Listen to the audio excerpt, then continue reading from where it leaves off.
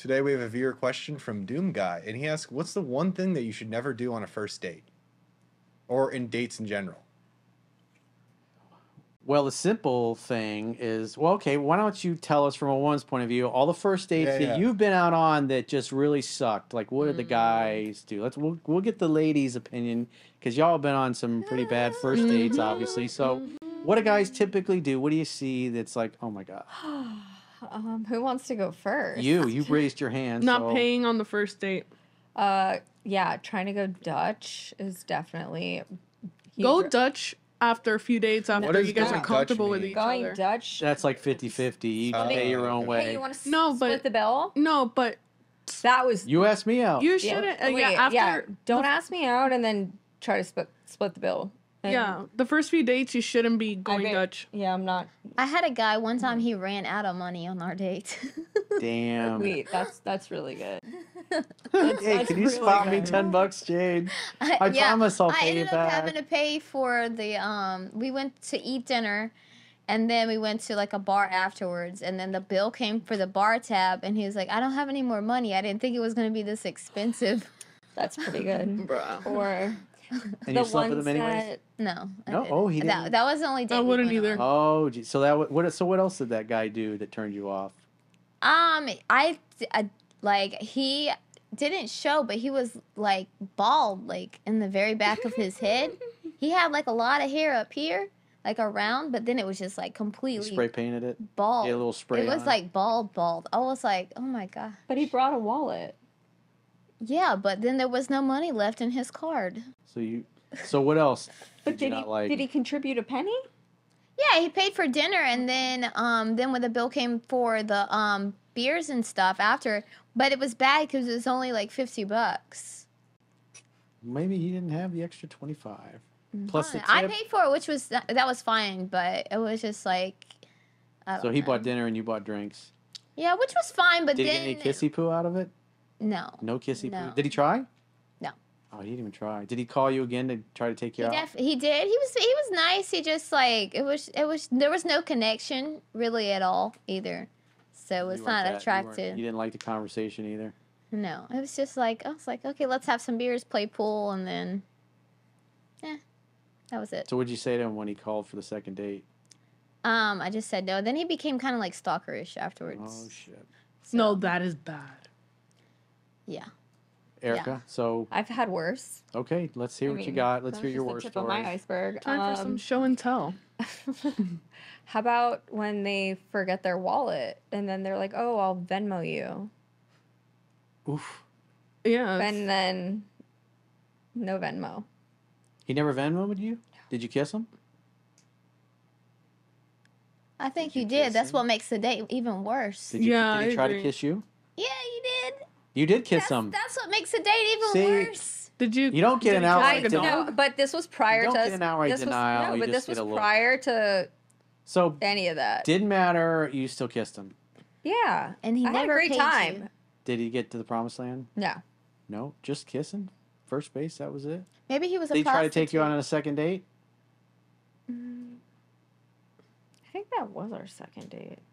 And then what happened? Did he not try after that? You kidding me? He was probably trying you to see if you were using him. You blocked him? Blocked. He was a bad kisser too?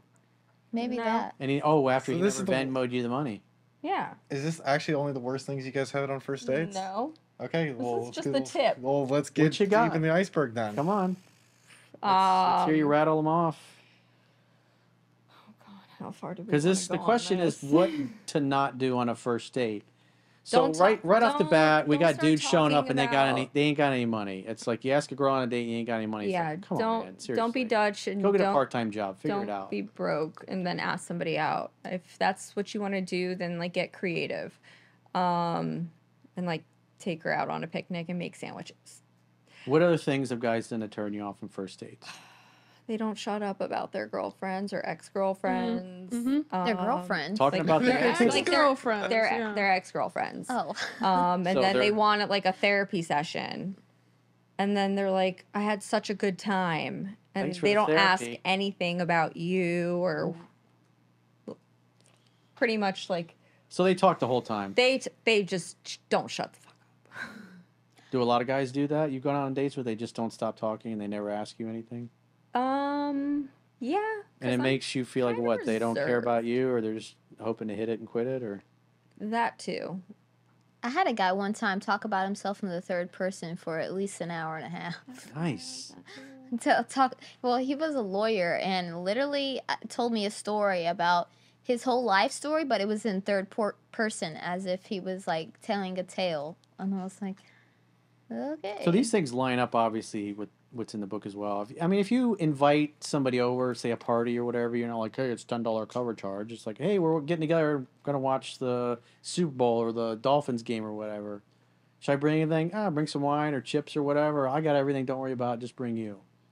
And if you're having a party and you invite people over, you're not trying to charge them for anything. If you invite a girl on a date, or you invite somebody for lunch, you don't split the bill. It's like you invited them. You're saying, hey, come have lunch with me. You're like, sure. The greatest gift you can give anybody is a gift of your time. So if they invite you out to do something, they're like, hey, you got some cash. It's like, come on. I had a phone session with a guy a few weeks ago, and he was having a problem getting past first and second dates, and then that's one of the things he's doing. He's like, oh, everybody should pay their own way. I was like, dude, you asked her on a date, and you wonder why nobody goes out with you a second time. It's like, that's a big thing, and here, you're hearing it again. Showing up without no cash, talking about yourself the whole time. What else do they do? What else, Joss? So I guess putting it in this scenario, say it's someone you met on a dating app, right? And then you meet them in person, and say, for example, the pictures on their Tinder bio or whatever, there's an example that the guy had a picture of him back when he was buff, worked out, and then when you see him in person, he just let himself go. Damn. So he's already lying before you guys even start going on the first date. Damn. That was gonna be my next one. Oof. Oh, I have another one. One time I had met this guy on a dating website, and he was cute. And then I was working at a job, and he was waiting for me to get off, so he sat at the bar. So he had to sit there for probably like 45 minutes or so. Went to the next bar. Literally, was wasted by the time I got off. So we ended up talking, but he could barely talk. I had a phone session with a client recently. Like they had this girl that they had dated a little bit, hooked up, and then they would just always lose their shit basically. Mm-hmm. And it'd been, I don't know, several months since the last time he got a chance with her, and she was all excited to see him. They get together, and he starts tipping back liquor, and got to the point where he just got blackout drunk, and it was just like an absolute train wreck. She was so mad she blocked him. So I was like, nice job. Yeah, well, I ended up having to drive him home. So yeah, that's not good. So, well, I never even know the guy. Drinking too much. So here's a tip, very gentlemen. unattractive. Stick with beers, preferably a watered down light beer. Because me personally, I like the act of drinking.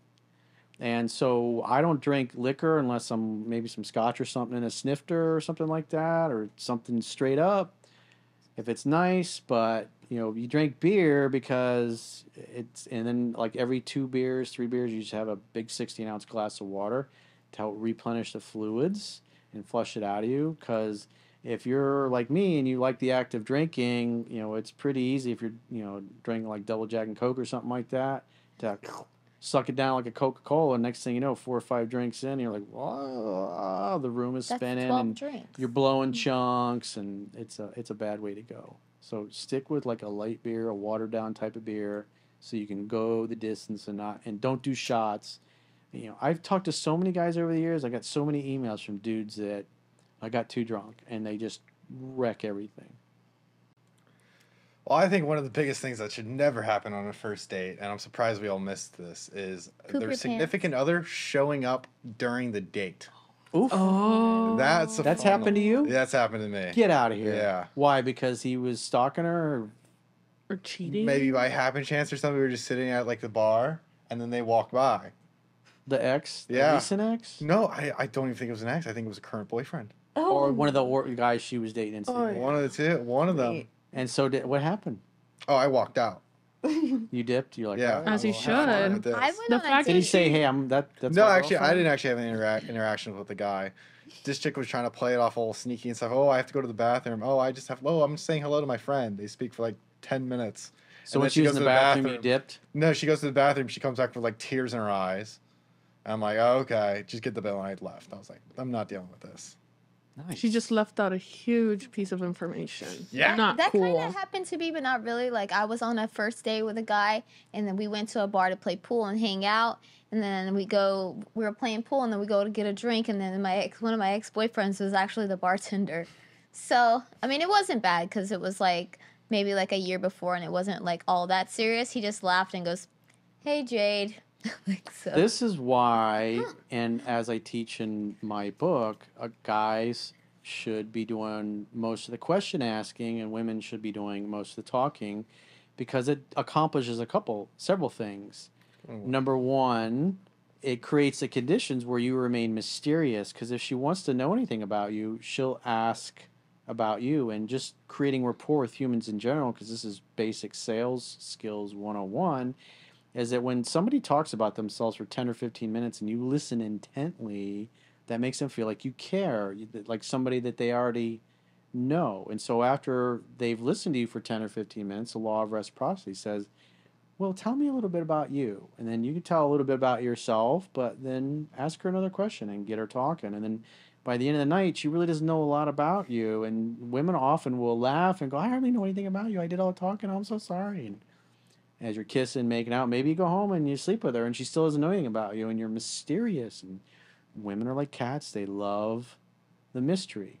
And so if you're getting her to do most of the talking, especially in your first several dates, creates rapport. It'll cause her to want to go out with you. But, I mean, you heard from, two of the girls here, it's a big thing they've seen is guys just talk about themselves. And it makes them feel like he doesn't even care about me or he's trying to impress me just so he can get laid, basically. And that's a quick way to turn women off. But if you... Because the other thing is that if you're doing most of the question asking and she never asks you anything the whole night about yourself, well, when people care about you, they want to know about you. And when they don't ask anything. And so if you're on a date and she talks all night long and never once asks you a single thing about you, where you're from or whatever, it shows low interest or she's incredibly selfish. So that can help pre-screen the ladies out. Because in show business, you always want to leave them wanting more. And if they don't know much about you, then they got to go out with you again to find out about you. Well, maybe she just also doesn't want to give so much of herself away on the first date. Yeah. And she wants to see if he is not so much being mysterious, but if he's wanting to hold back certain information because he might be running from the law. No, married. He might be married. He might truly have a significant other, not just dating around to play the field. But you never really know. I mean, I've been in certain situations where I've come across men like that, and it hit me like a brick. I'm like, whoa. I would have never known if I didn't sit back and watch their mannerisms. Remember, this is probably from a guy that's asking this question, how do I not turn a girl off on a first date? Right, so but what is he trying not to turn her off from? Is it his behavior? Because he likes her. He wants actions? her to like him. So he's like, what can I do to stack the deck in my favor? He needs to read your book. Well, we know that. That's a given. But again, the question was, what things have you guys seen as women, obviously, that has turned you off quickly on a first or second date? When they break your boundaries. Don't have bad breath. Don't have bad breath is another one. That's a really important one. Also, don't break boundaries like either. What? Like they do something that you're uncomfortable with. Such as? So quickly. I don't know anything. Well, Eating off each other's plate. It's a first It's date. a first date. How are you supposed to know your boundaries? You brought it Stealing up. Give food? us an example. just anything. I you just should don't still do small flirty things. Yes, but when it comes to a point where, like, say you're like, oh, you're the love of my life, or whatever. One's saying that on the first You'd date. be surprised there's people that do that. And that's when you say, hold on, I'd have to go to the restroom. So he's way too into you. Don't go back to that he's table. He's communicating super high interest, and you're thinking, I don't even know this guy. That's a boundary that you're crossing. So in other words, you're like, why is this guy so into me? This is our first date. Yeah, it's like he wants to marry me, basically. It's happened, yeah. So in other words, he's drooling all over you. That's actually... pedestalizing you. Coming off too strong. Coming off too strong. Okay. 3 weeks in. You see, you got to ask the right question. Coming on too guys can strong. Be weird. This is, just sitting there watching this, guys. It's like, Jocelyne's trying to communicate something, and I'm like, what? You ask the right question, then it comes out. Dude's coming on too strong. Oh yeah, coming strong. Are they like touching you? Like, hey, baby. Yeah, like 3 weeks in, asking. What are you doing? Like, I would like to meet your father and ask him for your hand. So they're violating the touch barrier before. Yeah, like, there's no invitation. That's why you look for signs like her playing with her hair, her touching your arms, sitting too close. Arms are crossed. Like this in front of her chest. Or her legs are crossed, like her knees pointed this way and you're sitting here. You got to pay attention to those things. Yeah. Body language. Because when women like you, they're going to get near you to the point where they're literally touching you to make it easy to reciprocate touch. And so women will violate the touch barrier first if you do it. Most guys don't have the patience to sit back and hang back and do that. But once women start touching you and bumping into you, that's when you can escalate things. That's part of the seduction process. And like Jade was talking about, guys are touching them before they're ready to be touched. They're not able to even pick up on the fact that she's not into it. It's not liking them. She's not ready. She's not at that point. What else? Caroline, Minnie Mouse, what you got? You got any bad first date things to tell us about? When they suck at communicating or like keeping a conversation. Because I've been on a date to like Dave and Buster's, and that's like a situation where like you have to be bonding, having fun, keeping conversation, but we were like jumping to each game because we had nothing to talk about. So it was like, okay, throw a basketball here. What's next? Okay, we're playing ping pong. Okay, what's next? It's just like, okay, we're not talking. You're not really like, I would ask questions and it would be so like close-ended that. I feel like that's not a good pick for a first date. Like, you want to get to know each other. And then maybe after you get to know each other and you realize you had fun and connection, then that's when you can go to Dave and Buster's and then fill out your competence. See, I think that's a great date. It's fun. But that's not the first place I would go. I'd go somewhere like happy hour and have some drinks or maybe a couple glasses of wine.